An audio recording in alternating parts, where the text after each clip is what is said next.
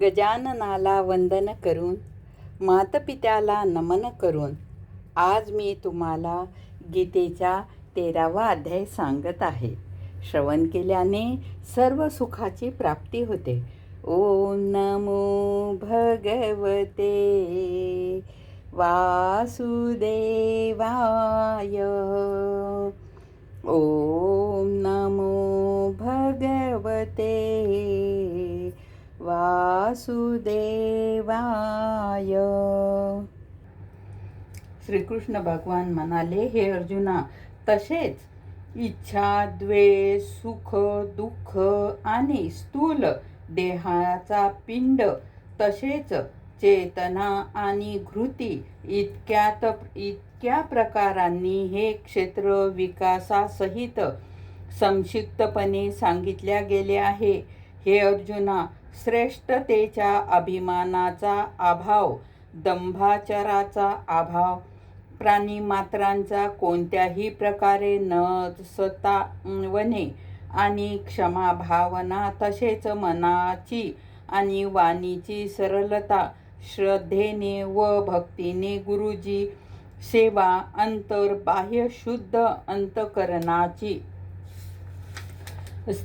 स्थिरता, मन आणि इंद्रियासहित शरीराचा निग्रह, या लोकीच्या आणि परलोकीच्या सर्व भोगांच्या आसक्तीचा अभाव आणि अहंकाराचाही अभाव, तसेच जन्म, मृत्यू, जरा इत्यादींमध्ये दुःख, दोषाचा वारंवार विचार करणे, पुत्र, स्त्री, घर आणि धन इत्यादींमध्ये आसक्तीचा अभाव आणि ममता नसणे, तसेच प्रिय आणि अप्रिय यांच्या प्राप्तीमध्ये नेहमी चित्ताचे समत्व राहणे, म्हणजेच मनाच्या अनुकूल प्रतिकूल गोष्टी प्राप्त झाल्या असता हर्ष, शोक इत्यादी विकार न होणे, मज परमेश्वराच्या ठिकाणी ऐक्यभाव स्थितीच्या ध्यान योगाने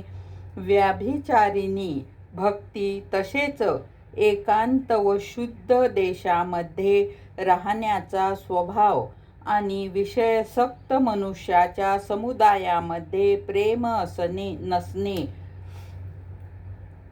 तसेच अध्यात्मज्ञानात नित्यस्थिती आणि तत्वज्ञानाच्या अर्थरूपी परमेश्वराला सर्वत्र पाहणे, हे सर्व ज्ञान आहे.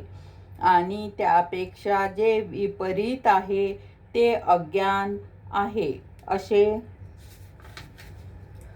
म्हटले जाते.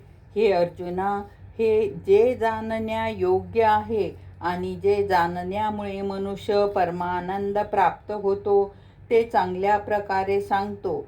हे आदिरहित परब्रह्म अकथनीय असल्यामुळे सतही म्हटल्या जात नाही, तर असतही म्हटल्या जात नाही, परंतु ते सर्व बाजूंनी हात पाय असलेल्या, तसेच सर्व बाजूंनी डोळे, डोके आणि तोंड असलेले आणि सर्व बाजूंनी कान असलेले आहे. कारण हे जगतात सर्वालय व्यापून स्थित आहे. गोपाल कृष्ण भगवान की जय. राहिलेला अध्याय आपण उद्या घेऊ. ओम नमो भगवते वासुदेवाय.